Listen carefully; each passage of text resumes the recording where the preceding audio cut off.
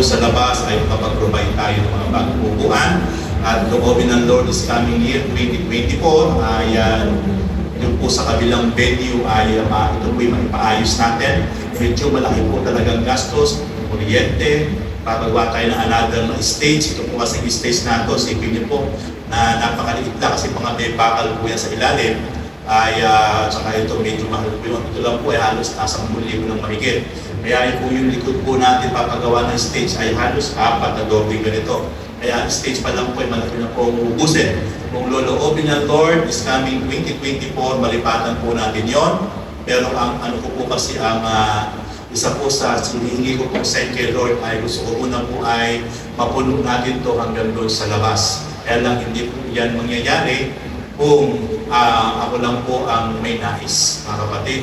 Sana po ay this coming year 2024 ay makasama po kayo sa vision. Napakalaki po ng vision ng inyong pastor, pero kung wala po tayong gagawin pare-parehas, hindi po tayo magkakaroon ng passion, hindi po tayo magkakaroon ng matinding desire na makapagdala ng mga ating mga mahal sa buhay at makapag-akay ng mga kaibigan natin, mga kapitbahay, para ating pong masyaran and the same time ay madala sa lugar na ito para maranasan po nila yung divine presence na nararanasan po natin. Hindi po yung mangyayari, mga kapatid. Kaya ang prayer ko po talaga ay padala na po ng Panginoon na talagang mga babae at lalaki sa lugar na ito talagang may matinding puso. Kagaya po ni Cornelius. Kagaya po ni Cornelius, talaga pong matindi ang puso. Lahat ng kanyang mga mahal sa buhay, lahat ng kanyang mga kaibigan talaga ay inakay niya para sa Panginoon. Yun po ang prayer ko. This coming 2024 ay padala na ko ng Diyos na talagang matitindi, talaga na ang puso talaga ay talagang makapag-akay ng mga kaluluwa. Pagkat yan po ang isa po sa ikalalago ng isang ministeryo, yung po ang isang lingkod ng Diyos ay meron po talagang mga katuwang na talagang masisigasig at talagang maiinit at maaapoy na talagang sila talaga yung may passion to soul winning, mag-akay ng maraming kaluluwa. Mga kapatid, napakalaki po ng vision ng inyong lingkod, pero kung wala po ako makakatuwang kagaya po ng vision ko ay nakalulungkot po. Sana po ay kung ano po yung vision ng inyong pastor, kung ano po yung laman ng puso ng inyong pastor sa isang napakalaking ministeryo na ating pong pangungunahan, ipagkakatiwala ng Lord. Nawa po, ito rin po ay lumagay sa puso at isip ng bawat isa po sa atin. Tayo po ay talagang magamit ng Diyos, talagang panahon na tayo po ay ibahagi natin ang kabutihan ng Diyos, i-testify natin ang kadakilaan ng Diyos at talagang ipag-anyaya natin yung ating pong every Sunday celebration sa lugar na ito, sapagkat kung papaano pong tayo pinagpapala ng Diyos, ganoon din po ang mararanasan po nila, mga kapatid. Sa bawat isang taong idadako ng Diyos sa lugar na ito at kayo at ako ang gagamitin para maranasan po nila yung sinasabing divine intervention ng Diyos. Maaasahan ko po ba yun, mga kapatid, sa inyo pong mga buhay this coming year 2024? Maaasahan ko po ba? Kaso po, mismo tayo po ay nawawala pa eh. Abuyo ba? Tayo po mismo, yung ating mga sarili ay nawawala pa. Kumbaga, hindi na po tayo makapag-akay, tayo pa'y nawawala. Ito po ang isang napakalungkot sa isang pastor. Yung po bang, kumbaga, hindi na po tayo makapag-akay, pero tayo po mismo ay lagi pang struggle, lagi pang nanlulupaypay at talagang minsan ay aandap-andap ang bawat pananampalataya. Dapat po ngayong mga huling panahon, hindi na po dapat yan ang nararanasan ng maraming mananampalataya. Dapat po always on fire to obey, to serve the will of our Lord. Amen! Ating palakpakan ng Panginoon. Alam niyo po ba, this coming 2024, ako po ay nararamdaman ko na ang inyong pong pastor ay ilalabas po ng Lord sa bansang Pilipinas para mag-umpisa na pong mangaral sa iba't ibang bansa. Yung po yung nararamdaman ko na po. Yan po kasi manifestation ng highly favor. Ang inyong pong pastor ay hindi lang po dito sa bansang Pilipinas mangangaral, kundi sa taong year 2024 ay nakikita ko po na in different countries, ang inyong pong pastor ay mag-uumpisa na pong mangaral sa iba't ibang bansa. Personal. Nasisiyahan po ba kayo, mga kapatid? Alam niyo po, iyan po ay bunga lang po ng highly favor. Kapag tayo sumusunod sa Panginoon, ang pabor ng Diyos kahit hindi mo hinahanap, yan ay kusang darating sa iyo.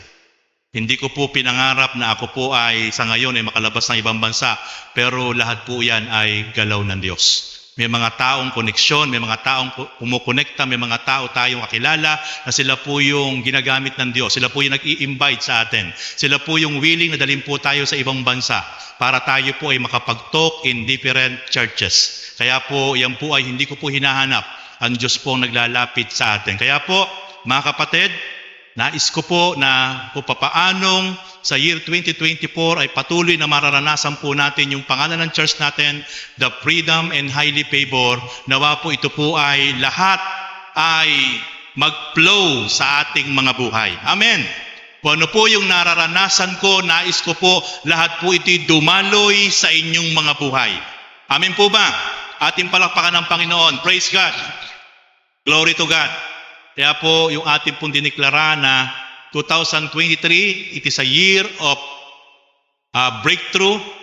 Isang linggo na lang pong mahigit ang nag-iintay. Matatapos na po ang 2023. Mga kapatid, sobra-sobra po ang naranasan ko pong breakthrough sa buhay ko sa taong year 2023. In any aspect in our life ay naranasan ko po yung aking diniklara na ang taong 2023 ay taon ng breakthrough sa buhay natin. Even ang church po ay talagang makikita nyo po ay naranasan po ang breakthrough sapagkat yan po yung ating pinanghawakan, yan po yung ating sinampalatayanan at higit sa lahat, tayo po'y nagpatuloy na sumunod ng tapat sa Diyos. Amen. Kaya po lahat ng mga anak ng Diyos, lahat ng lingkod ng Diyos na sumusunod ng tapat, ang Diyos po ang patuloy na magpaparanas ng breakthrough in any aspect in our life. Kaya po, humanda kayo mga kapatid, sa susunod na taon ay meron tayong muling panghahawakan deklarasyon. Nasa sa inyo po yan. Kung paniniwalaan nyo po, kung kayo po ay sasabay sa deklarasyon ng inyong pastor at kayo po ay susunod sa kalooban ng Diyos, asahan nyo po kung ano po yung ating muling itideklara sa taong year 2024 ay magpo-flow at mararanasan ng bawat isa po sa atin. Amen. Ating palakpakan ng Panginoon. Praise God. Hallelujah. Sapagkat tayo po'y lagi lamang po nabubuhay sa pananampalataya. Kaya salamat sa ating Panginoon Diyos at salamat sa Panginoon sapagkat napakabuti ng Diyos sa buhay ng bawat isa po sa atin, especially sa bawat isang anak ng Diyos, sa bawat isang lingkod ng Diyos na tapat na sumusunod at naglilingkod sa ating Panginoon. Ang Diyos po ay tapat.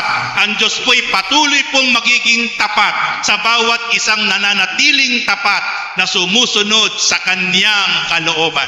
Praise God. Hallelujah. Okay? Before I start, atin muna pong ideklara yung pong Luke chapter 4, verse 18 to 19. The Spirit of the Lord is on me. He has anointed me to preach good news to the poor. He has sent me to proclaim freedom for the prisoners and recovery of sight for the blind, to release the oppressed, to proclaim the year of the Lord favor. Our Lord Jesus Christ, He is the anointed one. Hallelujah. Praise God. Purihin ang Panginoon. Okay? Tunay nga po na mga kapatid, ito po ay December 24 po ngayon. Marami pong majority po ng mga Kristiyano ay magsa-celebrate po mamaya na alas 12 para po i-celebrate ang kapanganakan ng ating Panginoong Hesukristo, yung tinatawag na Christmas. At may mga nagtatanong po sa akin, Pastor, ang Pasko po ba ay dapat nating isine-celebrate? Yan po ay mga Kristiyano na nagtatanong sapagkat ang katuwiran po nila, di po ba ang Pasko ay ating pong minanalang po yan na kasiyahan sa mga pagano? Mga kapatid, ang selebrasyon po ng Pasko ay hindi po mula po yan sa pagan people. Pag sinabi pong pagan people, ito yung mga taong wala pong tamang pananampalataya sa Diyos. Ipaliliwanag ko po ngayon sa inyo na ang diwa po ng Pasko, pag sinabi pong Pasko or Christmas, ito po yung kapanganakan ng ating Panginoong Hesukristo. At alam niyo po ba na ang kapanganakan ng ating Panginoong Hesukristo ay that Jesus Christ was born ay ito po yung most greatest celebration in this world. Mga kapatid, sabihin nyo nga po, Christmas or kapanganakan ng ating Panginoon ay ang pinaka mahalaga at dakilang selebrasyon. Bakit po? Sapagkat ngayon po ay nais ko po ngayon sa inyong ihayag sa oras na ito yung sinasabi sa Luke chapter 2 beginning verse 1 up to verse 20. Dito po ay natala at nasulat ni Apostol Lucas kung papaanong ang ating Panginoong Hesus ay nung siya po ay ipinanganak. At nais ko po ngayon sa inyo ito ay i-emphasize, i-meditate, sapagkat dito po natin kukunin kung bakit gaano kahalaga at kadakila ang pagsilang ng ating Panginoong Hesukristo nang siya ay dumating sa sangkatauhan, sa sanlibutan. Handa na ba kayo mga kapatid? Sige po, bago tayo mag-aral, tayo muna po sama-samang yumuko at manalangin. Hingin tayo ng gabay sa Diyos sa pamamagitan po ng banal na Espiritu. Let us pray. Father God in heaven, the God of Abraham, Jacob, and Isaac, we lift unto you, O God, your word na akin pong ipapahayag sa oras na ito about the most and greatest celebration in this world. Walang iba kundi ang kapanganakan ng inyong bugtong na anak at aming Panginoon at tagapagligtas. Sa oras na ito, Father God, samahan niyo po ang inyong lingkod. Patuloy, Lord, bigyan niyo po ng wisdom and knowledge. And Lord, release your divine presence, O God. And Lord, patuloy ang leading ng banal na Espiritu ay maranasan po ng inyong lingkod at mag-flow sa aming pong kalagitnaan. Lubusan po naming maunawaan kung gaano kahalaga ang kapanganakan ng Panginoong Hesukristo na inyong bugtong na anak. Uli po ito, itimo niyo po at ikintal sa puso at isip ng bawat isang kapatid. Even Lord, ang mga naka-tune in sa social media, ang mga makapapanood nito worldwide sa YouTube channel ng inyong lingkod. Salamat po, Lord, at ako po'y naniniwala, Panginoon o God, ang inyong galaw at pangunguna sa kapangyarihan ng banal na Espiritu ay patuloy po, Lord, na magmamanifest at may experience ng inyong lingkod. Salamat po, Father God. We back to you all honor, all glory, all praises. In Jesus' mighty name. Everybody says, Amen and Amen. Praise God.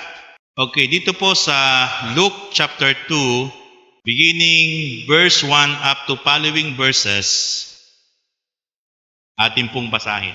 Nang panahong yaon, iniutos ng Emperador Augusto na magpatala ang lahat ng nasasakupan ng imperyo ng Roma. Verse 2. Ang unang pagpapatalang ito'y ginawa ng Serenio, ang gobernador ng Syria. Verse 3. Kaya't umuwi ang bawat isa sa sariling bayan upang magpatala. Mula sa Nazareth, Galilea ay si Jose pumunta sa Bethlehem, Judea, ang bayang sinilangan ni Haring David, sapagkat siya'y mula sa angkan at lahi ni David. Kasama niyang umuwi upang magpatala rin si Maria na kanyang magiging asawa na nooy kagampan. Samantalang naroroon sila, dumating ang oras ng panganganak ni Maria at isinilang niya ang kanyang panganay. At ito'y lalaki. Binalot niya ng lampin ang sanggol at inihiga sa isang sabsaban, sapagkat wala ng lugar para sa kanila sa bahay panuluyan. Pagkat ayon sa kautusan, ang bawat panganay na lalaki ay nakatalaga sa Panginoon.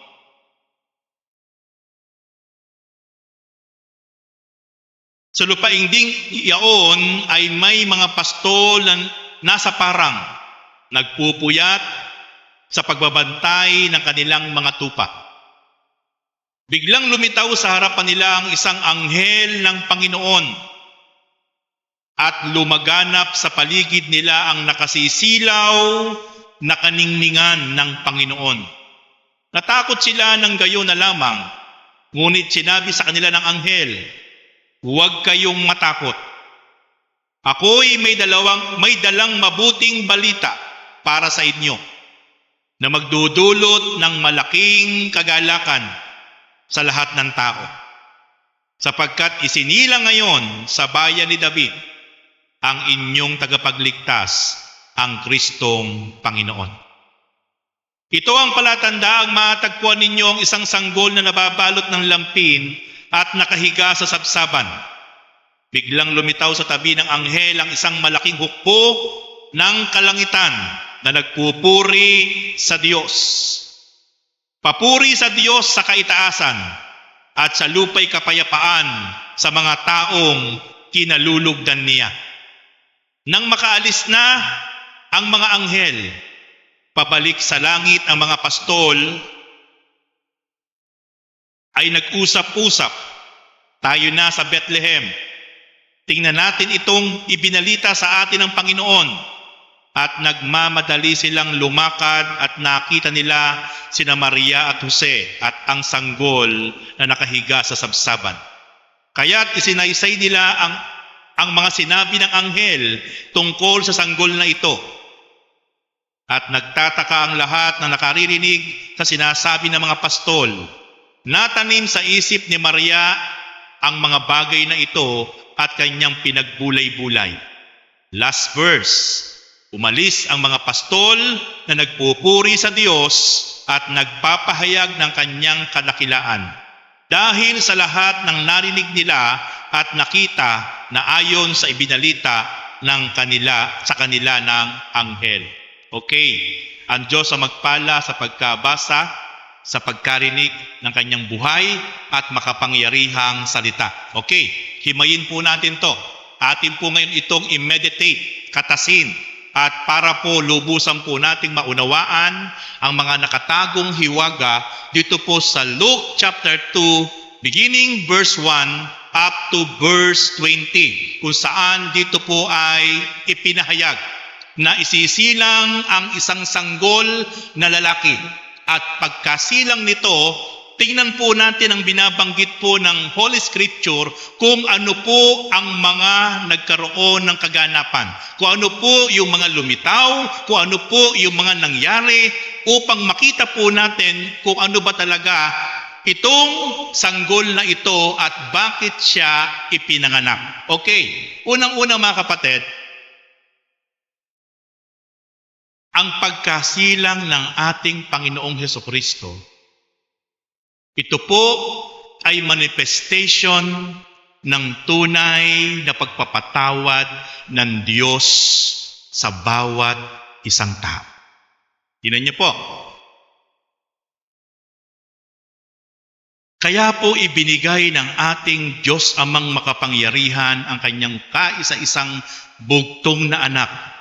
Ito po ay manifestation to reconcile between God and man. Ang una pong nagpatawad, hindi ang tao, hindi tayo, kundi ang Diyos na makapangyarihan sa lahat. Tingnan niyo po,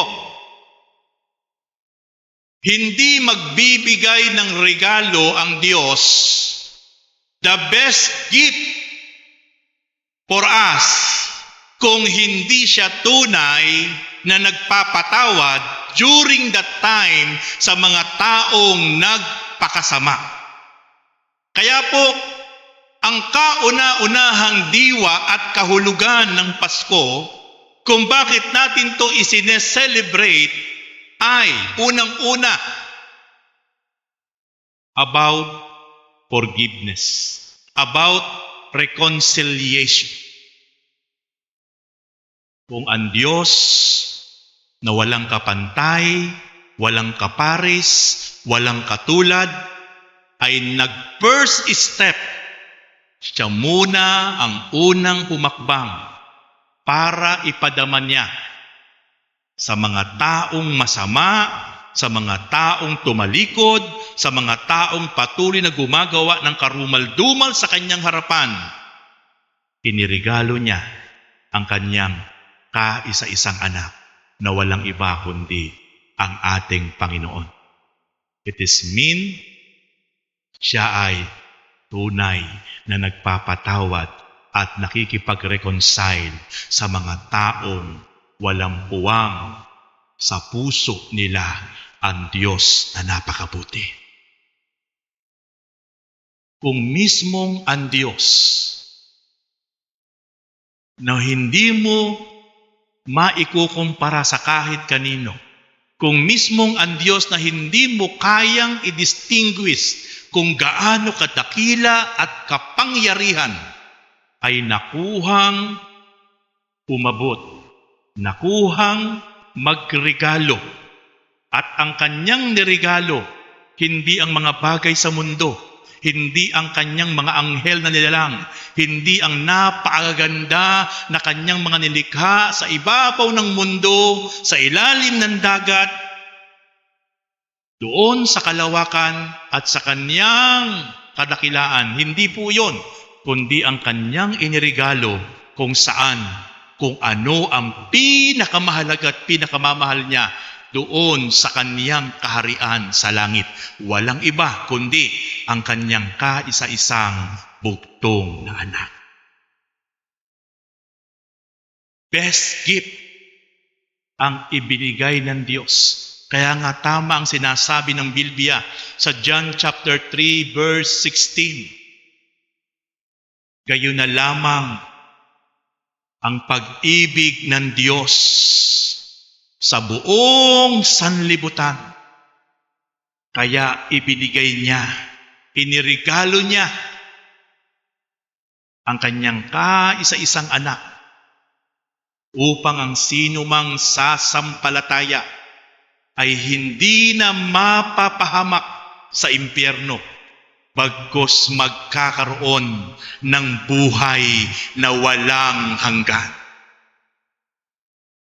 Natin yung mga kapatid, ang Pasko, tandaan niyo pong mabuti, ang Pasko, ang unang-unang kahulugan na ipinakita ng Diyos, reconciliation, forgiveness, especially love. Hindi ka po pwedeng magmahal ng kapwa mo na hindi ka nagbibigay. Pero pwede kang magbigay na hindi ka nagmamahal. Pero ang tunay na kahulugan ng pag-ibig na wagas, nilalakipan po yan ng action. Ano yung pwede mong ibigay sa Kanya? Best time, best effort, best thing na meron ka na kaya mo siya bibigyan dahil mahal mo yung taong iyan na binibigyan mo. Kaya yung tao, pag mahal mo, kaya mong magbigay ng best time. Kaya mong bigyan ng best priority yung taong yan. Why? Sapagkat kaya mo siya binibigyan ng best time, best effort, best thing na meron ka. Kasi Ang kahulugan nun, ang meaning nun, mahal mo yung taong iyon. Ang Diyos, ang unang-unang nagpatunay. Hindi po tayo. Siya ang unang-unang nagpatunay na mahal niya ang mga taong nilikha niya sa kabila na namumuhay sa kasalanan, sa kabila na siya'y tinalikuran, na dapat siya yung sambahin, pero ang mga sinamba ay yung mga nilikha ng tao. Yun po ay isang napakasakit sa harapan ng Diyos, na sa halip na siya ang parangalan, siya ang papurihan, sa kanya ibalik ang glory, ang mataas na papuri, pero ang tao, kung kani-kanino ibinigay ang glory, ang pagpaparangal, masakit sa Diyos yun. Pero makikita natin, sa kabila po ng lahat ng iyon, yung po lahat ay isinet aside ng Diyos Ama. Sa kabila ng ating karumihan, kasalanan, mga karumal-dumal na ating mga nagawa, mula sa langit, ibinirigalo niya, isinugo niya ang kanyang kaisa-isang anak na walang iba kundi ang ating Panginoong Jesucristo, para patunayan ng Diyos, mahal ko kayo. Kahit hindi niyo ako mahal, kahit hindi niyo ako pinagpipitaganan, kahit kayo ay nagkanya-kanya ng lakad at landas, kahit kayo ay kung kani-kanino niyo ibinigay ang inyong pagpaparangal, pagpupurit, pagsamba, pero ito ko akong Diyos. Meron akong peace offering sa inyo. Meron akong regalo to reconcile para sa ating relasyon. Meron akong best gift sa inyo. Ito yung aking kaisa-isang anak. This is the deepest meaning of Christmas, na pinatunayan ng Diyos kahit napakarumi, napakamakasalanan natin, tayo nagkukulang, pero ang unang umabot sa atin, walang iba kundi ang ating Diyos na makapangyarihan sa lahat. Ngayon, kapag naintindihan natin yan, mga kapatid, ano ang po pwede nating iganti sa Diyos? Kapag naintindihan natin yan. Kaya yung mga taong tunay na matalino, na nakaunawa, nakaintindi sa tunay na pagdating ng ating Panginoon, lagi mong ipe-first priority ang Diyos sa buhay mo. Lagi kang maglalaan ng best gift para sa Kanya, sapagkat ang Diyos ang unang nagbigay ng best gift para sa atin. Hello? Naiintindihan niyo ba, mga kapatid? Ito pong aking itinuturo ngayon sa inyo, ito po yung ating ise-celebrate mamaya. Ang Pasko po ay hindi lang po kainan. Ang Pasko po ay hindi lang po pag-aasam na tayo makaaginaldo, makatanggap ng regalo. Bagamat yan po ang diwa po ng Pasko, sapagkat ang una po talagang nagregalo, nagbigay, ay walang iba kundi ang Diyos na makapangyarihan sa lahat. At dapat po balikan natin. Kaya nga po ito, akin po ngayon ine-emphasize, akin po ngayon sa inyo hinihimay ang malalim na kahulugan ng kapanganakan ng ating Panginoon. Walang iba, ang tawag po natin ay Christmas. Kaya mga kapatid, kapag naintindihan natin, naunawaan natin ang ginawa ng Diyos, siya pala yung unang nagmahal, siya pala yung unang umunawa, siya pala yung unang nagpatawad, siya pala yung unang nakipag-reconcile sa atin, hindi po mabigat sa bawat isang tunay na pinananahanan ng Espiritu ng Diyos na ikaw ang unang umunawa, unang umabot, unang makipag-reconcile, unang magpatawad sa kapwa mo. Dahil una sa lahat, Kung nagawa ng Diyos yan, how much more ikaw at ako ay hindi natin magawa. Amen? Ang daming tao na nagsasabing siya ay Kristiyano, siya ay nakakilala sa Panginoon, pero hirap na hirap makipag-reconcile. Bakit hirap na hirap? Pride po ang pinaiiran. Kailangan siya ang unang humakpa. Hindi ako. Dahil ako ang tama. Ako ang api. Ako ang sinaktan niya. Siya ang dapat na unang mag-move. Handa ko siyang patawarin. Pero siya muna. Balikan natin ang Diyos. Ang Diyos ba? Ganyan ang ginawa sa atin?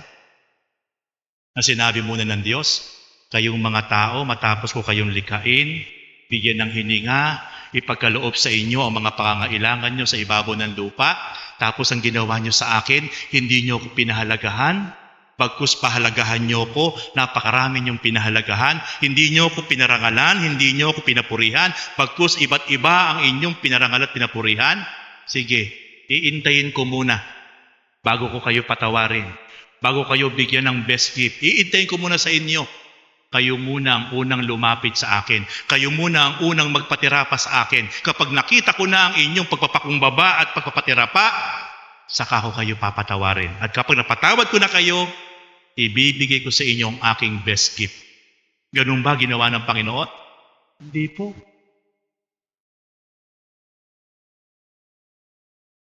Nakalulungkot.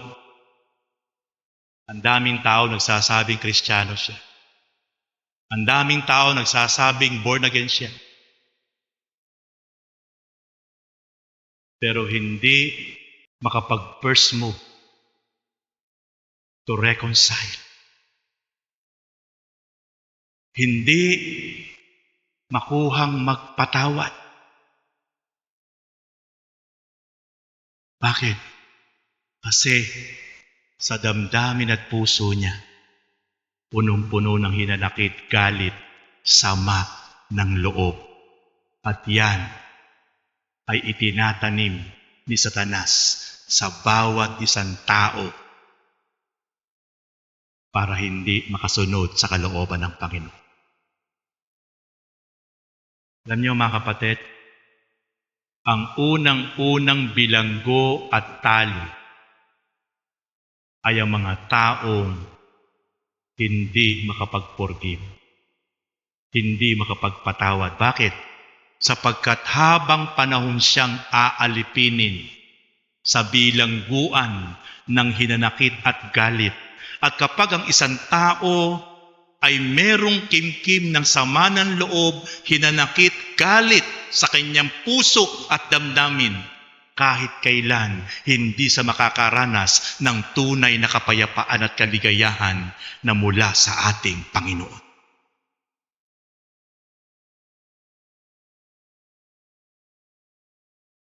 Kaya mga kapatid, ang malalim na kahulugan ng diwa ng Pasko, kaya natin ito isineselebrate, listen carefully, hindi po yung marami kang handa. Ang dami mong ang handa. Ang dami mong kakainin mamayang Noche Buena. Bago ang damit mo, bago ang sapatos mo. Sama-sama kayo. Pero kapatid, akala mo ba yan ang tunay na diwa ng Christmas? No, kapatid, it is wrong. Ang tunay na diwa ng Christmas, kung ano yung ginawa ng ating Diyos Ama. Sa yung unang humakbang para tayo unawain, para tayo patawarin, to reconcile between God and man. Ibinaba niya yung ego niya. Kung tutuusin, paano magbababa ng ego ang Diyos? Ala naman tayong pwedeng ipagmalaki sa Diyos. Tayo po'y isang basura lang sa harapan ng Diyos. Tayo po'y para lamang isang maruming basahan sa harapan ng Diyos. Kung ikukumpara sa kanyang kadakilaan, kabanalan, kapangyarihan. Isang napakaruming basahan lang po ng bawat isa po sa atin.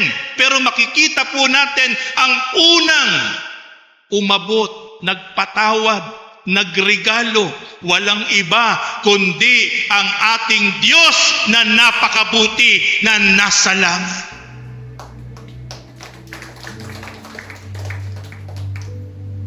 Hallelujah. Salamat at may YouTube channel tayo. Ang mensaheng ito ngayon ay mapapanood sa lahat ng sulok ng daigdig. Maiintindihan ng bawat isang tao sa oras na ito kung ano ang tunay na diwa at malalim na kahulugan ng Pasko. Kaya nga po, mayroong tayong tinatawag na exchange gift, nagbibigayan pag Pasko, nagre-reguluhan. Kasi nga po ito ang Diyos pinakita niya, siya diwa na kapanganakan ng Panginoon, siya ang tunay na unang nagregalo. Pero dapat hindi tayo ma-focus doon sa gifts, doon sa regalo. Dapat behind the gifts, makita natin ang malalim na kahulugan na ipinakikita ng Diyos sa diwa ng Pasko or Christmas. Yung kaniyang kababaan, yung kaniyang kababaang loob.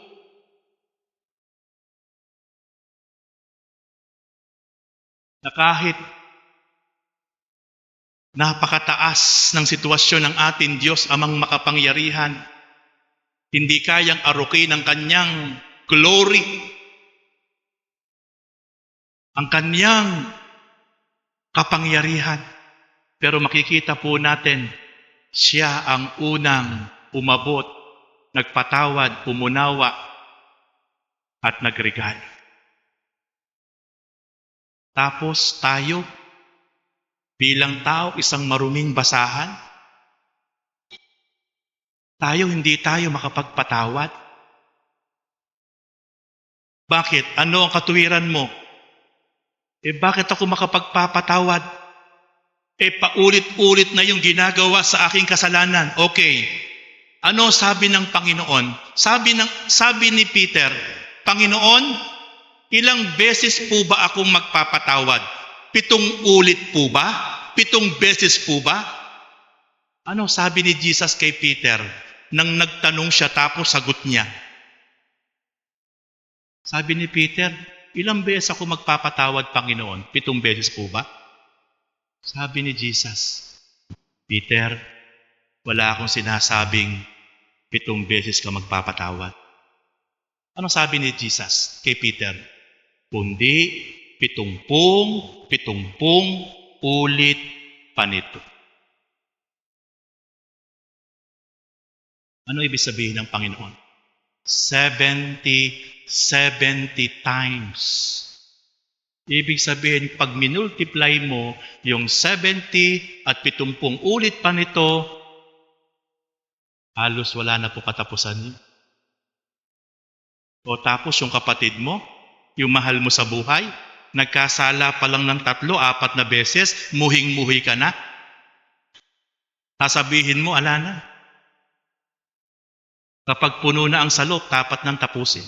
Si Fernando po yun. Pelikula lang po ni FPJ yun. Huwag mo yun isabuhay. Dahil tayo anak ng Diyos. Ang itinuturo ng Panginoon sa atin, ang itinuturo ng diwa ng Pasko, pagpapatawad, pangunawa, pag-abot, pag-ibig.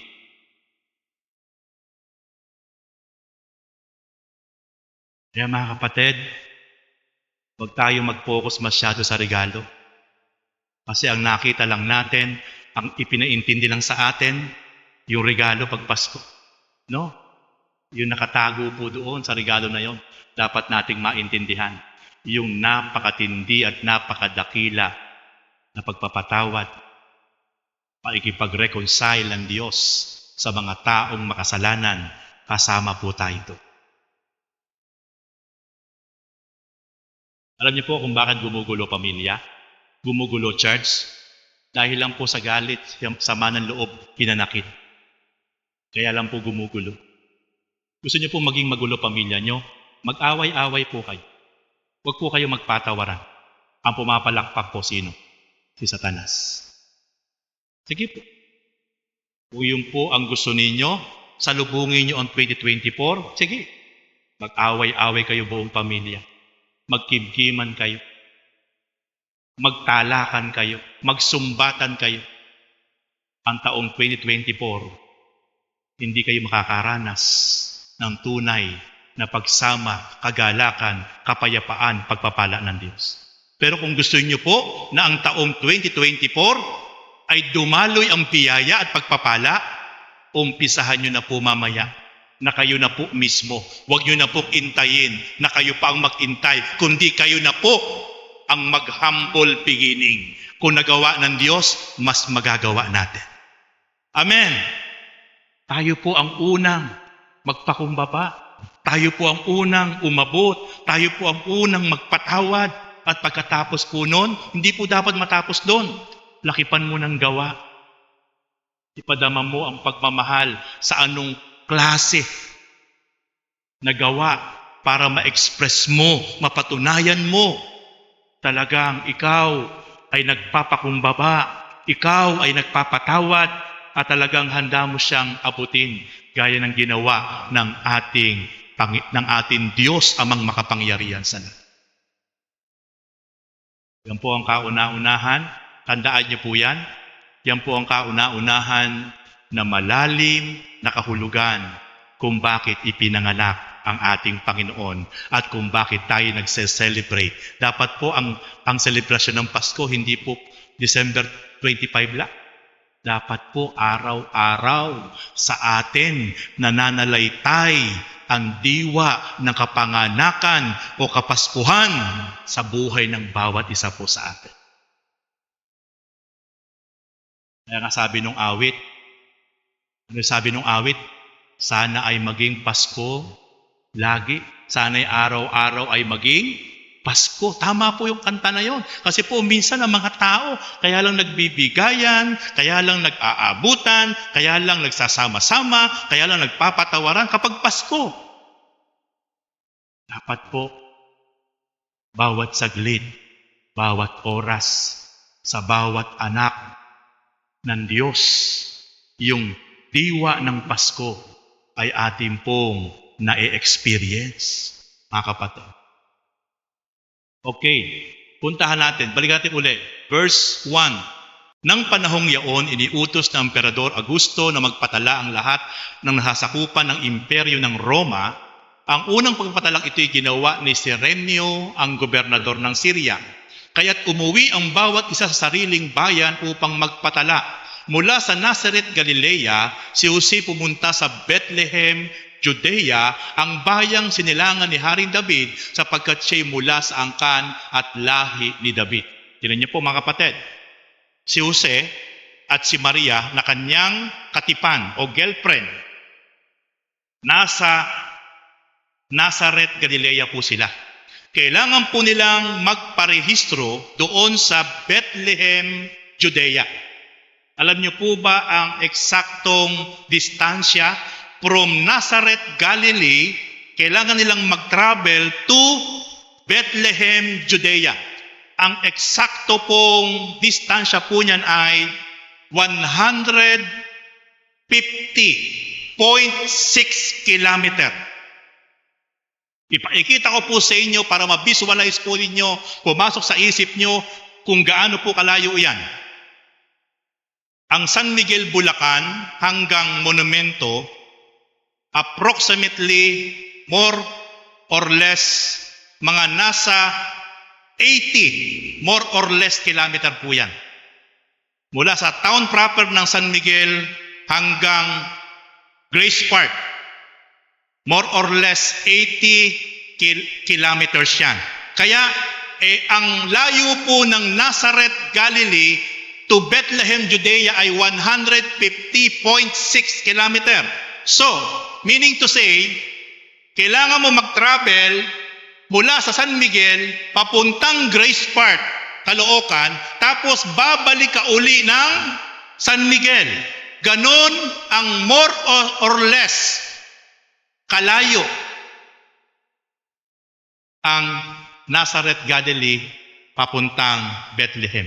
Ganun kalayo nilakbay ni Maria. Meron po bang tricycle nung araw? Meron po bang bus nung araw? Meron po bang kotse nung araw? Wala. Saan nakasakay si Maria? Sa kamelyo. Si Jose naglalakad. Inaakay po yung kamelyo. Si Maria nakasakay doon sa likod ng kamelyo. Ano po sabi ng Bible? Kagampan, kabuwanan. Ikita po natin, meron na po bang aspaltong daan ng araw? Wala. Mabato, mabuhangin, lupa, bundok. Nung araw po ang Bethlehem, Judea, bundok. Hindi po yung kapatagan. Ang Bethlehem, maski po hanggang ngayon, kahit po pupunta kayo ng Israel, kahit hanggang ngayon po ay hindi po talagang paganon-ganon po ang Israel. Kaya kung papaano nagtatravel sila ng ganong kalayo, ilang araw, ilang gabi, na biniyahe ni Jose at ni Maria yung papuntang Bethlehem, Judea, habang dumahakbang yung kamelyo, maaari na iimpit sa tiyan si Jesus. Kaya doon pa lang po makikita na po natin yung tiniis na hirap ni Jesus Christ sa loob pa lang ng tiyan ni Maria. Kaya yan po hindi pinag-aaralan, hindi naihahayag.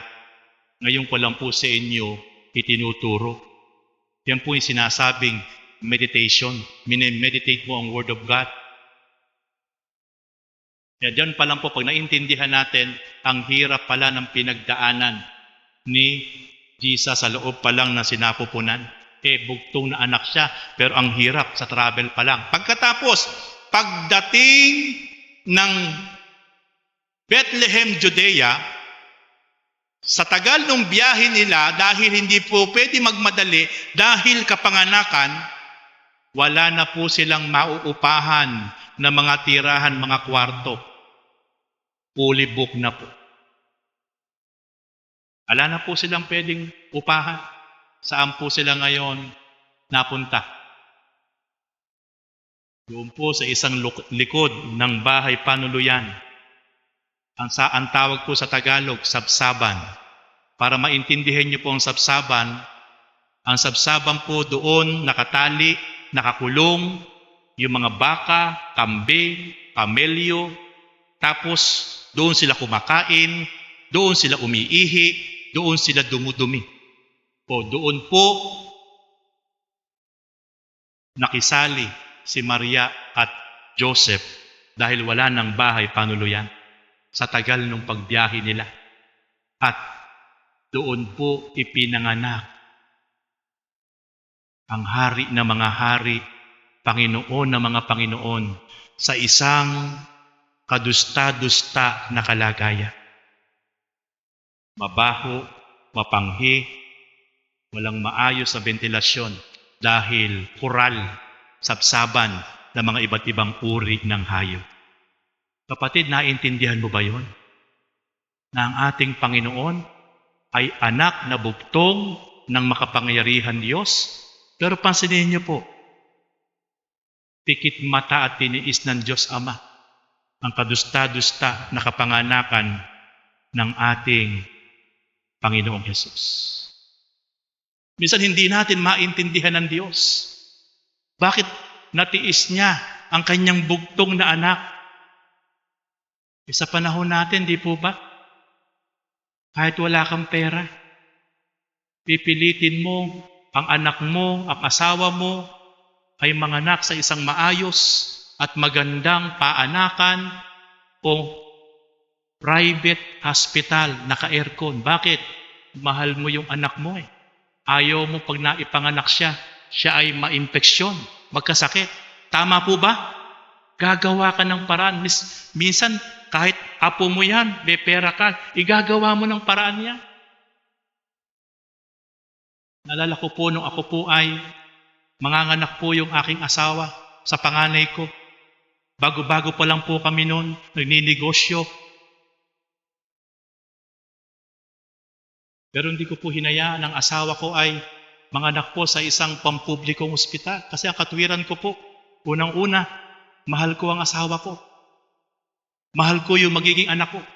Ayoko maging dusta-dusta ang magiging sitwasyon nila sa isang pampublikong ospital na sama-sama. Walang maayos na ventilasyon.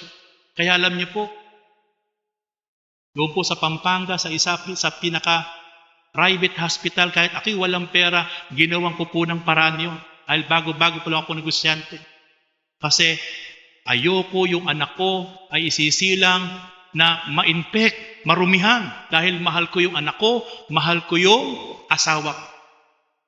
Lahat ng anak ko po ay cesarean. Yung dalawa ko pong anak ay dito po sa Castro General Hospital sa Baliwag ipinanganak. Dahil bakit ko po doon, ang daming ospital sa Baliwag, may karpa, pero dahil ang katwiran ko po, gagawin ko ng paraan habang kaya ko dahil mahal ko yung asawa ko, mahal ko yung magiging anak ko.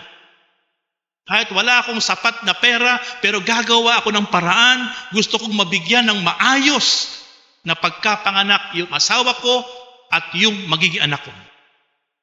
Pero tinan niyo po ang Diyos.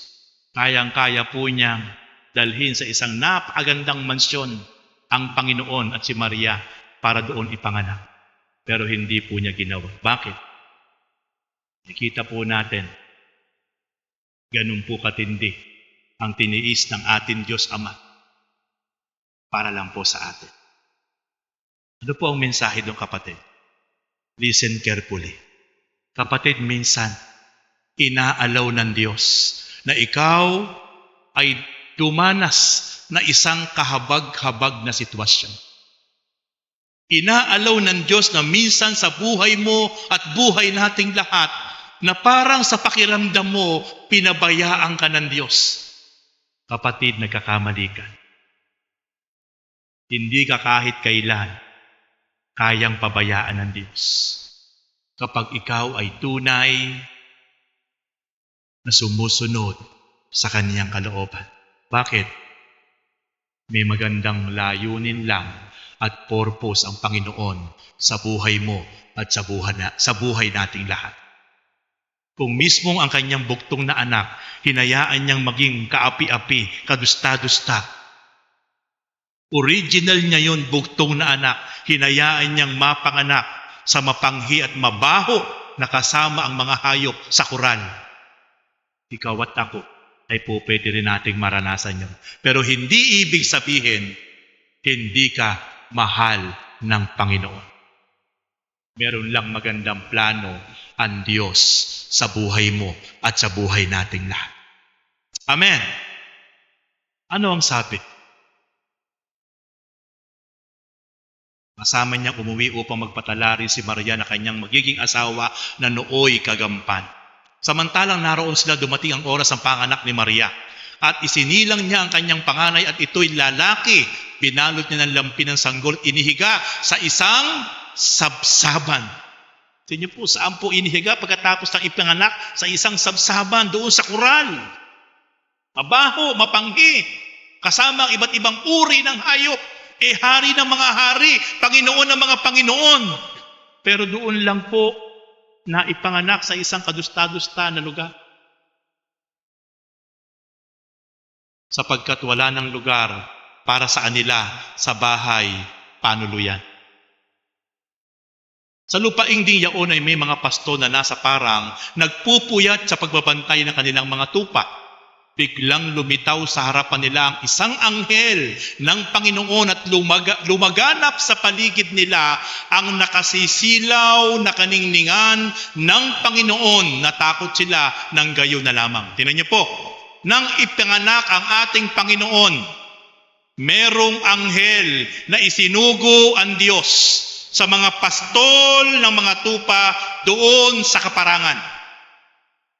Mapapapansin po natin mga kapatid, bakit yung mga pastol na ito ng mga pangkaraniwang tao ang unang-unang pinagpahayagan ng Diyos na dapat malaman nila na ipinanganak ang isang sanggol na lalaki.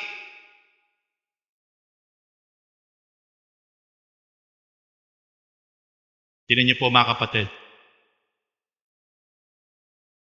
Makikita po natin ang pagiging isang pastol, isang shepherd, spiritually shepherd na nangangalaga ng mga tupa, may puso na mag-lead sa mga tupa papunta sa Panginoon ay napakalapit sa puso ng Diyos.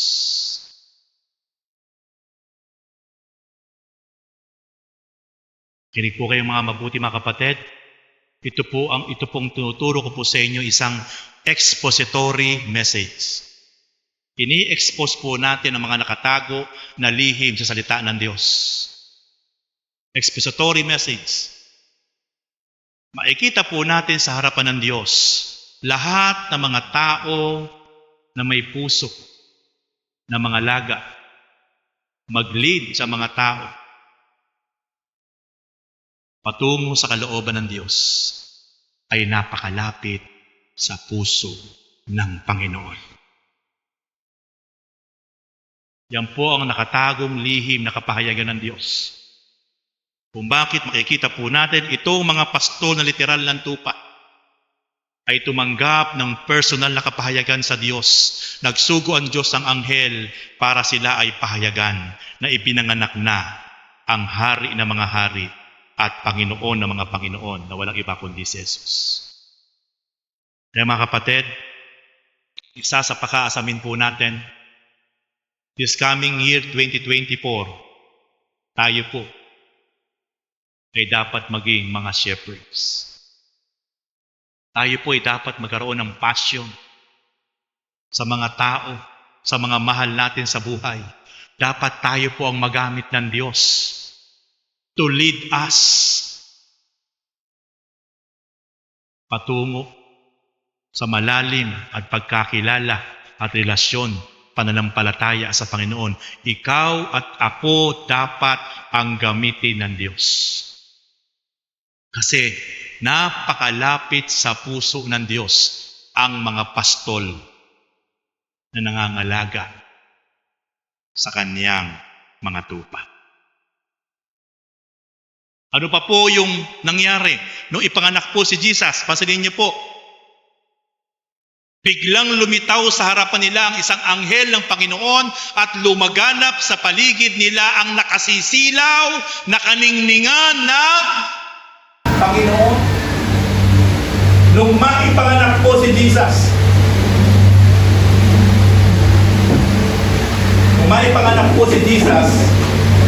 nakikita po natin, meron pong lumitaw na nakasisilaw na liwanag. Ano pong ibig sabihin nun? Naalala ko po, sinabi po ng Panginoon sa John chapter 8, verse 12. Sabi po ni Jesus,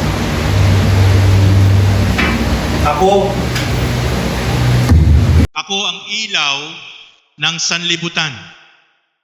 Ang sino mang lumalapit sa akin ay magkakaroon ng ilaw at hindi na lalakad sa kadiliman. So makikita po natin ang pagkapanganak ng ating Panginoon ay ang pasimula ng pagdating ng ilaw at liwanag sa madilim na sanlibutan. Kaya, ang tunay na diwa ng Pasko kung bakit isinilang ang ating Panginoong Hesus dito sa lupa ay upang isugo ng Diyos Ama ang magdadala ng liwanag, kaningningan sa ibabaw ng mundo na napakadilim dahil sa gawa ni Satanas. Kaya ang bawat isang tao saan mang sulok ng mundo, the four corners of this world, nalalapit, magpapakumbaba, magsisisi, at tatalikod sa kasalanan, at mag-uumpisang tanggapin si Jesus Christ bilang personal Lord and Savior. Sabi ng Panginoon, ang sino mang lalapit sa akin ay magkakaroon ng ilaw, at kahit kailan, hindi na siya lalakad sa kadiliman. Kapatid, ang tunay na diwa ng Pasko kung bakit ipinanganak si Jesus, para ang bawat isang tao ay matagpuan ang kaningningan ng ating Panginoon at magkaroon siya ng ilaw, at para hindi na siya magpatuloy sa pamumuhay sa magulo at madilim at makasalanan na sanlibutan. Kaya napakahalaga, mga kapatid, ang bawat isa po sa inyo ay magamit ng Diyos para po ang kaningningan ng ating Panginoon ay maranasan ng bawat isang mahal nyo sa buhay. Sapagkat habang hindi sila lalapit sa ating Panginoon, hindi po nila mai-experience ang nagliliwanag na kaningningan ng Panginoon na lulukob sa kanilang mga buhay. At hindi naman po makalalapit ang mga taong ito, kapatid, habang ikaw ay hindi nagpapasimula na magkaroon ng desire na akayin mo yung mga taong iyan na ikaw ay may koneksyon. Kaya nga sabi ni Jesus sa Matthew chapter 28, verse 19, "Umayo kayo sa buong sanlibutan. Ipahayag nyo ang mabuting balita na dulot ay kaligtasan. Bautismo nyo sila sa pangalan ng Ama, ng Anak at Espiritu Santo, at turuan nyo sila sa lahat ng ipinag-uutos ko sa inyo." Ito ang greatest commandment ng ating Panginoon bago sa bumalik sa langit. Ang kabilin-bilinan niya sa bawat isang nanampalataya at nanalig sa Kanya at sa lahat ng apostol, "Go and preach the gospel and make disciples of all nations." Pero kapatid, anong ginagawa natin? May ginagawa ba tayo ayon sa mandato ng Diyos? Ang nakalulungkot, ang daming Kristiyano, hindi na ipinapahayag ang Panginoon. Hindi na niya ini-spread ang mabuting balita, pero mismong siya nawawala pa sa harapan ng Panginoon. Ito ang nakalulungkot. Kaya mga kapatid, it's sad to say, I hope magkaroon na po tayo ng panibagong design. Magamit tayo ng Diyos sa lahat ng ating mahal sa buhay. Umpisahan po natin sa ating mga mahal sa buhay. Tapos ang ating mga mahal sa buhay, huwag tayong papayag na tayo lang po ang makaranas ng kabutihan, tayo lang po makaranas ng himala, tayo lang po makaranas ng highly favor, tayo lang po makaranas ng freedom. Wala sa ating Panginoon. Dapat ang ating buong sambahayan ay tayo po'y magamit ng Diyos. Ang ating mga kaibigan, ang ating mga kapitbahay. Panahon na po, mga kapatid, sapagkat nasa last day na po tayo. Pa ang sabi ng Panginoon? Sapagkat isinilang ngayon sa bayan ni David ang inyong tagapagligtas, ang Kristong Panginoon. Anong sabi ng anghel? Sino po yung isinilang? Isinilang po sa bayan ni David ang inyong tagapagligtas, our Savior. O sino po nagsasabi ng mga kilalang tao, leader ng relihiyon, na si Kristo po hindi tagapagligtas? Sino po may sabi niyan? Anghel ng Diyos. Ipinahayag sa mga pastol ng tupa. Si Kristo raw po'y tao lang. Si Kristo raw po'y propeta lang. Ang diwa at kahulugan ng Pasko dumating sa atin ang totoong tagapagligtas. Walang iba kundi si Jesus Christ. Glory to God. This is the deepest meaning of Christmas kung bakit ipinanganak si Jesus. Sapagkat siya ang tagapagligtas ng buong sangkatauhan sa impyerno. Ulitin ko po, sabi ng anghel sa mga pastol, sapagkat isinilang ngayon sa bayan ni David ang inyong tagapagligtas, ang Kristong Panginoon. Ito ang palatandaan, matagpuan ninyo ang isang sanggol na nababalot ng lampin at nakahiga sa sabsaban.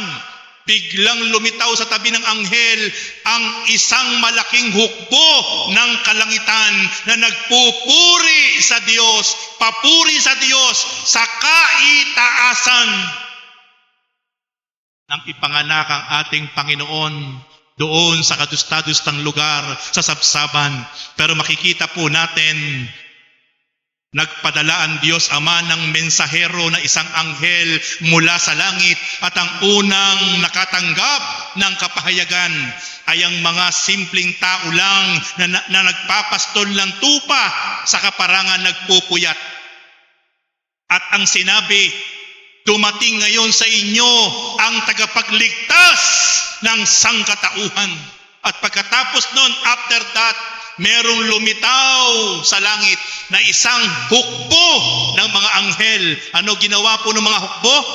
Sila po'y nagpasimula na sumamba at nagpuri sapagkat isinilang sa lupa ang tagapagligtas na walang iba kundi si Jesus Christ.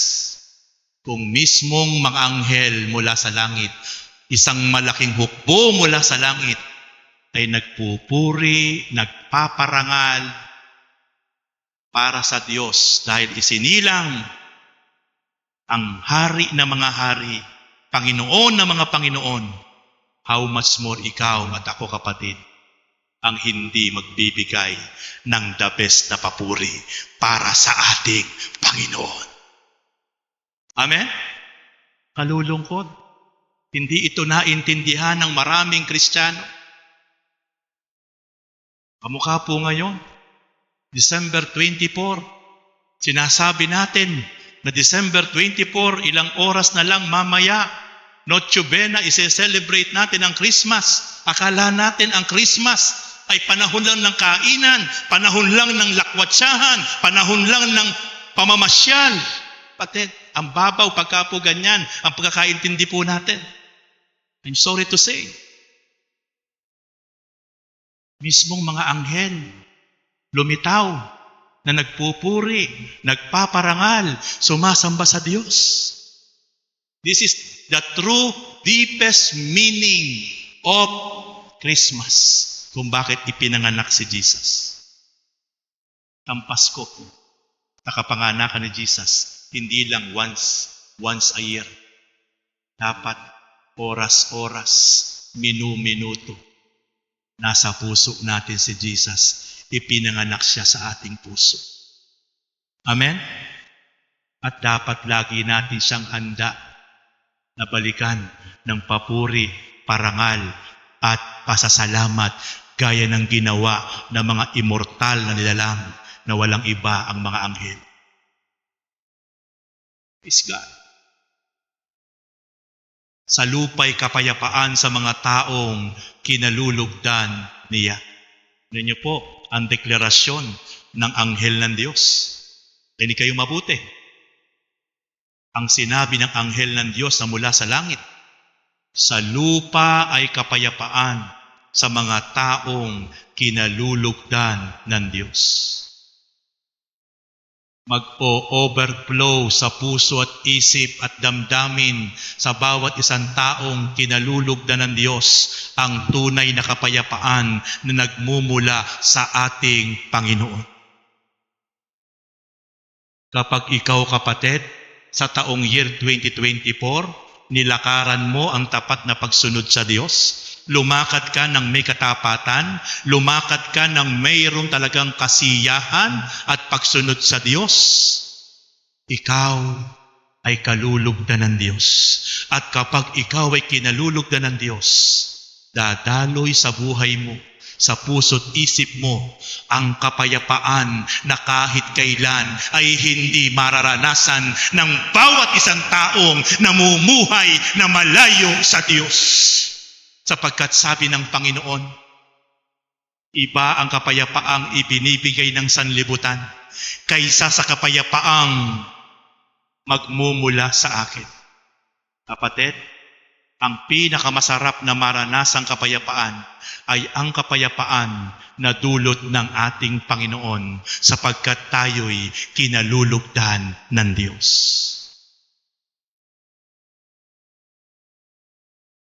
Hindi ka kalulugdan ng Diyos kung hindi mo pinaprioritize ang Diyos sa buhay mo. Kung maraming bagay sa buhay mo, yan ang priority mo, pero laging huli ang Panginoon, hindi ka kalulugdan ng Diyos. Para kakalugdan ng Diyos, like Abraham, like David, like Paul and Silas. Kahit ano nagaganap at nangyayari, pagod, hirap, problema, pagsubok, pighati, nakakulong, nakabilanggo, puno ng sugat. Pero ang priority, magpuri, magpasalamat, sumunod sa kalooban ng Diyos. Nararanasan nila ang kapayapaan at himala at galaw ng Diyos sa buhay nila. Amen? 2024, mga kapatid, napakagandang salubong sa taong year 2024 ang mensaheng ito na atin tinatalakay ngayon, na ipinapahayag ko ngayon sa inyo. Kapag ito'y nilakaran natin, kapag ito'y hindi lumabas, hindi pumasok sa tainga at lumabas sa kabila, kapag itong mensaheng ito'y pumasok sa tainga at nahulog at tumimo sa puso natin ang taong 2024, tatapatin ko po kayo mga kapatid, iba ang patuloy na mararanasan natin sapagkat God is with us. Amen? Hallelujah! Praise God! Nang makaalis na ang mga anghel pabalik sa langit, ang mga pastoy nag-usap-usap, tayo na sa Bethlehem. Tingnan natin itong ibinalita sa atin ng Panginoon. At nagmamadali silang lumakad at nakita nila sina Maria at Jose at ang sanggol na nakahiga sa sabsaban. Kaya't isinaysay nila ang mga sinabi ng anghel tungkol sa sanggol na ito at nagtaka ang lahat at nakarinig sa sinabi ng mga pastol.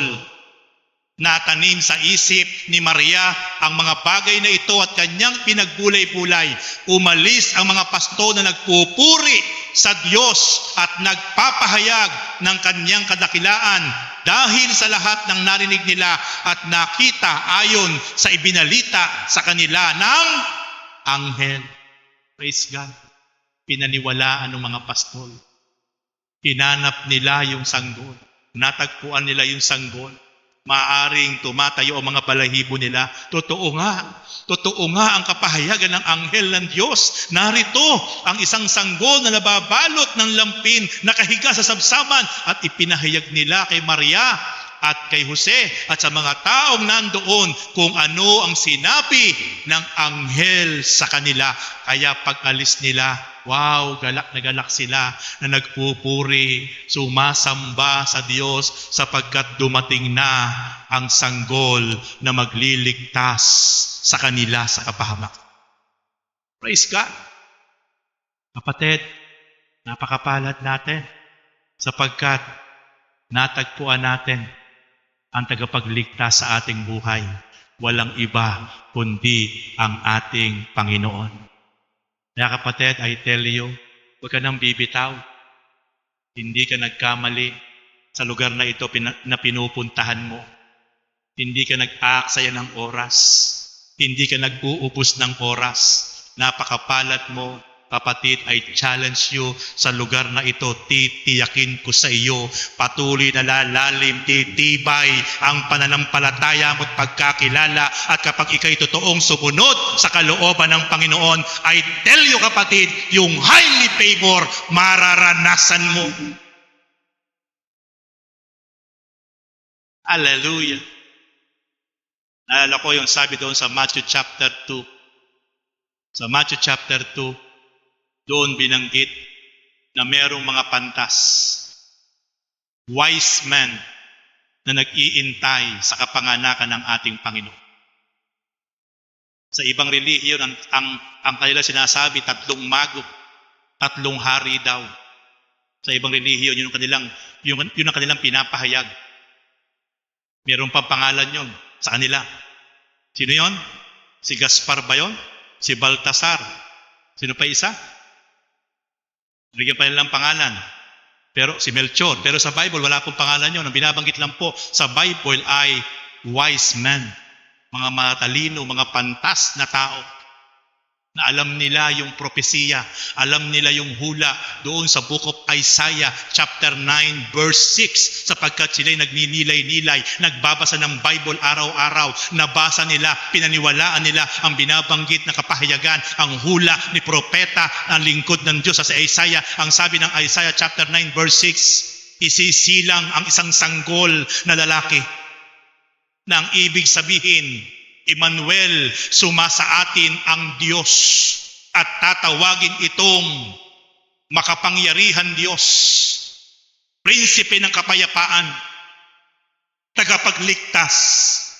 At kaya dahil itong 3 matalinong taong ito na lalaki ay talagang naniniwala sa banal na kasulatan, naniniwala sa mga propesiya, ito'y kanilang pinaniwalaan at inintay. Nag-intay sila ng mahabang panahon na alam nila na talagang isisilang ang sanggol na lalaki na siyang magliligtas sa sangkatauhan. Kaya nung makita nila yung tala na nagniningning, nagliliwanag, alam nila ipinanganak na ang sanggol na binabanggit ni Propeta Isaiah sa Isaiah chapter 9 verse 6. Kaya tinunto nila yung liwanag nung talang iyon.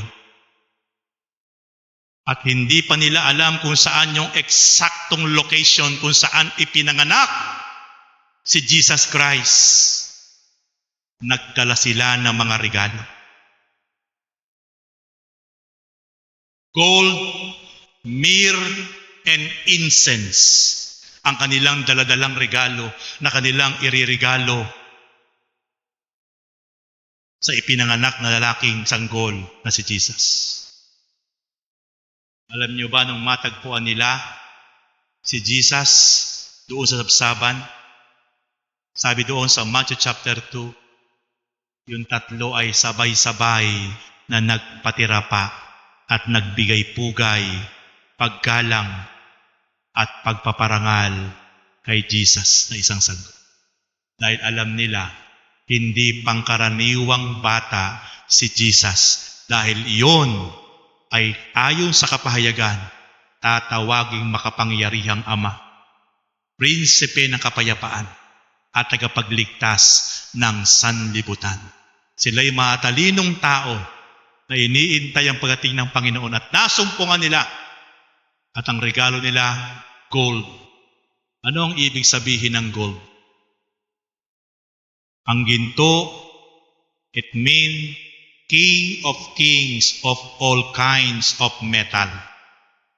Ito ay pinakahari ng lahat ng uri ng metal sa ibabaw ng mundo at sa ilalim ng lupa. Matalino sila. Alam nila yung ipinanganak na sanggol ay hari ng mga hari, kaya ginto ang kanila inirigan. Pangalawa, incense. Ang insenso po, ito po'y ginagamit na pampausok doon sa mga handog, doon sa Holy of Holy Place. Once a year, pumapasok yung mga saserdote at maghahandog at magsusunog po ng insenso, at yung usok na yon ay bilang paghingi ng kapatawaran sa lahat na kanilang nagawang kasalanan in the whole year. Yung po yung isang sakramento sa Old Testament na ginagawa ng mga saserdote, ng mga high priest, na sinusunog yung insensong iyon para yung usok noon ay pumailan lang bilang kapatawaran sa lahat na kanilang nagawang kasalanan in the whole year. Bakit incense? Sapagkat isinilang ang tunay na insenso sa mundo. Dahil si Jesus ang tunay na daan ng kapatawaran ng bawat isang tao sa kaniyang kasalanan. This is the deepest meaning of Christmas sa kapanganakan ng ating Panginoon. Pangatlo, myrrh or mira. Ito'y isang uri ng pabango na ginagamit ng mga unang sinaunang tao sa panahon ng Jewish people, na kapag may namatay, ito yung kanilang ipinapahid sa buong katawan ng mga taong namatay. Itong mira na ito, isang uri ng pabango para i-preserve ang katawan ng taong namatay na kahit ilang araw na hindi umalingasaw, at manatili na ma-preserve ang halimuyak nung myrrh na yon, para hindi yung amoy ng mabahong katawan na patay ang umamoy, kundi dadaigin nung balsamong iyon, nung myrrh na yon, ang mabango na samyo sa isang katawang taong namatay. Preservative, meaning to say, si Jesus ang tunay na makapagbibigay sa atin ng eternal preservative. Sapagkat sabi ni Jesus sa John 11 verse 25 to 26, ako ang buhay at muling pagkabuhay. Ang sino mang mananalig sa akin kahit mamatay ay muling mabubuhay. At sino mang nabubuhay na nananalig sa akin ay hindi na kailanman mamamatay. Siya po ang great myrrh. Kaya napakatalino ng mga lalaki po na yon. Yung kanilang tatlong regalo na ibinigay nila kay Jesus bilang sanggol, lahat po yun ay merong meaning. At yun ay karapat-dapat lang sa ating Panginoon. Hindi po yun naintindihan ng maraming tao ng panahong yun. Yung regalo pala na yun ay may meaning. Kaya mga kapatid, sa oras na ito, napakapalad natin. Why?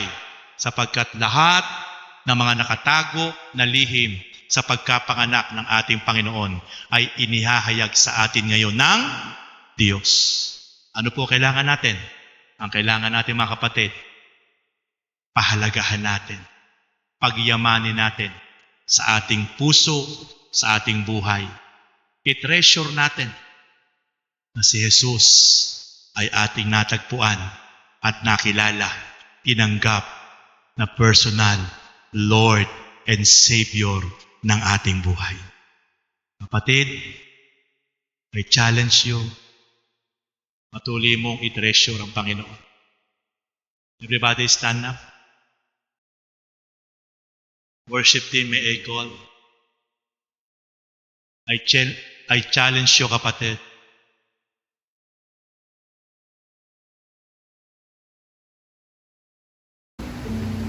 Ngayon sa oras na ito, alam ko na naunawaan mo na ang malalim na kahulugan ng Pasko. Even ang mga naka-tune in sa social media ngayon, na hindi lang pala ito kainan, pamamasyal, regalo, kundi behind that, ang lalim pala ng kahulugan ng pagkapanganak at pagsilang at pagregalo ng Ama sa atin lahat ng kanyang bugtong na anak na walang iba kundi ang ating Panginoong Hesus. Mga kapatid, sa oras na ito, nakita po natin lahat kung paanong pinarangalan, pinapurihan, sinamba ng mga anghel sa langit ang isang sanggol na walang iba kundi ang ating Panginoon. Nakita natin kung paano pinahalagahan, sinamba ng 3 wise men ang sanggol na Panginoong Hesus.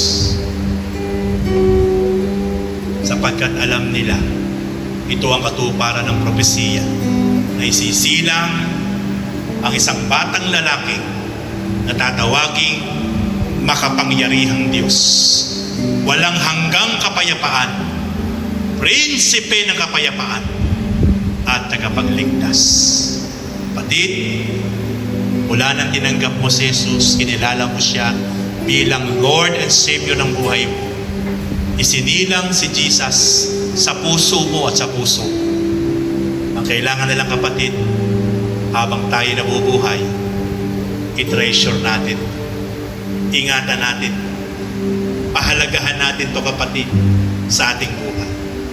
Kapatid, huwag na huwag mong ipagpapalit kahit sa anumang bagay sa ibabaw ng mundo ang pagmamahal mo, ang pagpapahalaga mo sa ating Panginoon.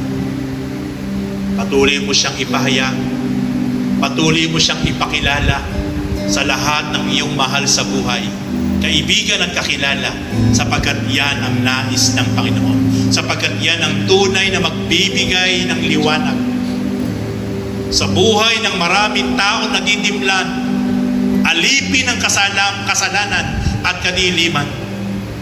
Kung ikaw, kapatid, ay magsisimula na hahakbang, ikukwento mo ng may pagmamahal, may pag-ibig, si Jesus na nasa iyong puso, maraming taong mababago. Maraming tao magpapasimula na makapamumuhay sa kaliwanagan, kapayapaan, pagpapala. Kaya kapatid, sa oras na ito, I challenge you, sama-sama tayo mag-umpisa. Patuloy na sundin natin ang Panginoon. Ihayag natin siya. Ikwento natin siya. Especially sa ating mga personal na buhay. Kung papaano ngayong umaga ay naintindihan natin sa mas biblikal at mas malalim na kaparaanan ang tunay na kahulugan ng pagkapanganak ng ating Panginoon. I challenge you, kapatid, patuloy with all our hearts, with all our minds and strength and soul, patuloy natin ipadama ang katapatan at pag-ibig at pagmamahal natin sa ating Diyos Ama sa pamamagitan ng ating Panginoon. Sige, kapatid, sama-sama tayong umawit kay Lord. Praise God. Magbalik tayo ng awit, ng papuri, salamat, pasalamat.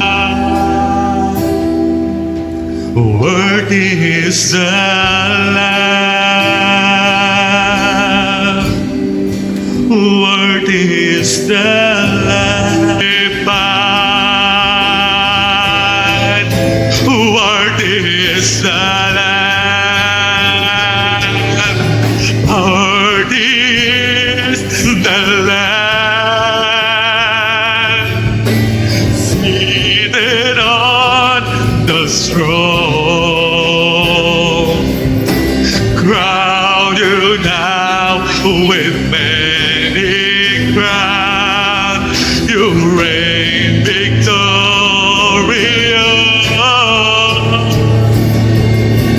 High and lifted up, Jesus, Son of God, the darling of heaven, crucified. Worthy is the Lamb.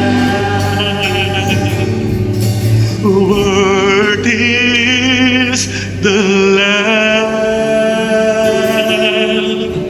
Seated on the throne.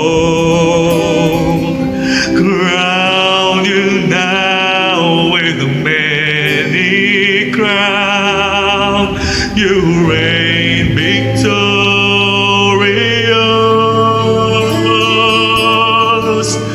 High and lifted up,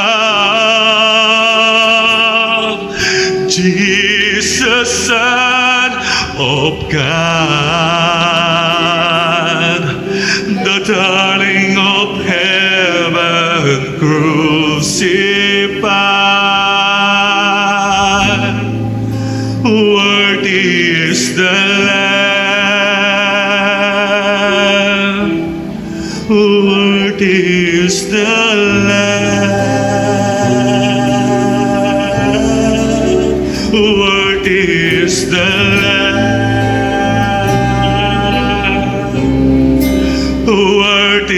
is the Lamb. Worthy is the Lamb. Worthy is the Lamb. Worthy is the Lamb. Worthy is the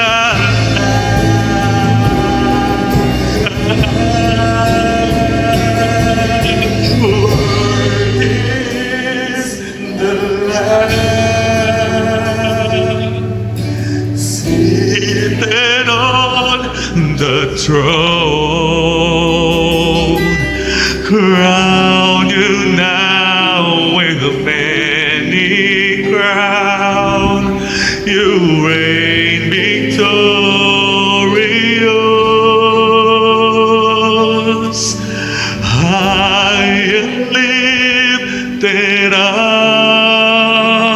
Praise God. Hallelujah. Jesus, Son of God, Everybody raise your the hands darling of and heaven, close your eyes.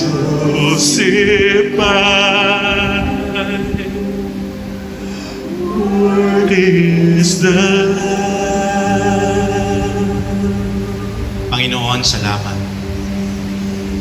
Salamat po sapagkat sa umaga po ito. We understand the deepest meaning of Christ was born. Salamat po, Lord. Tunay nga po, Panginoon, kayo po yung unang nagregalo. Kayo po yung unang umabot.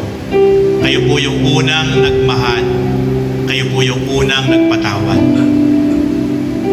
And we believe, Father God, ito po'y mag-manifest sa bawat isa po sa amin.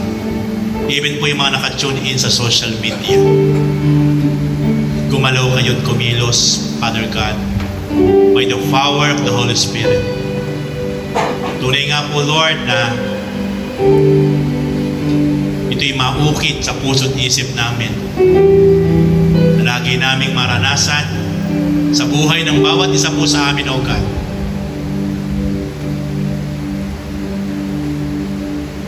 Maging daluyan kami, Lord, ng reconciliation, forgiveness, humbleness, love, and giving.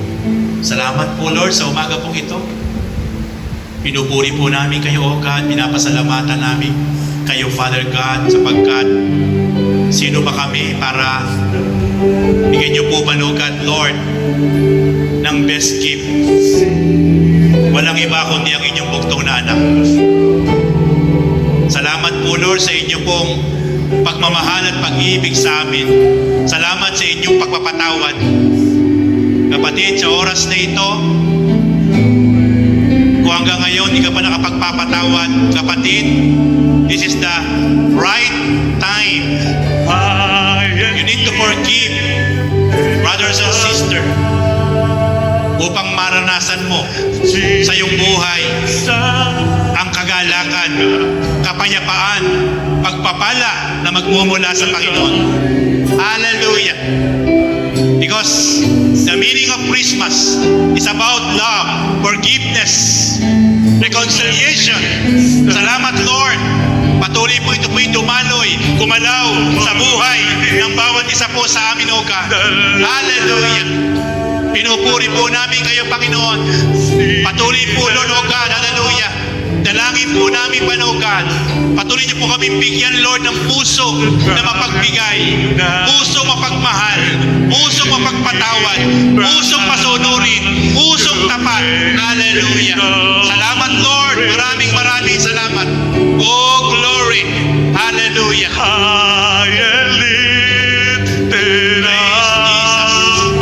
Muli po, Father God. Hallelujah. Sa oras na ito, sa inyo po namin ibinabalik ang pinakamataas na papurit pasalamat sa makapangyarihang pangalan ni Jesus. In Jesus' mighty name, everybody says, Amen. Amen and Amen. Is the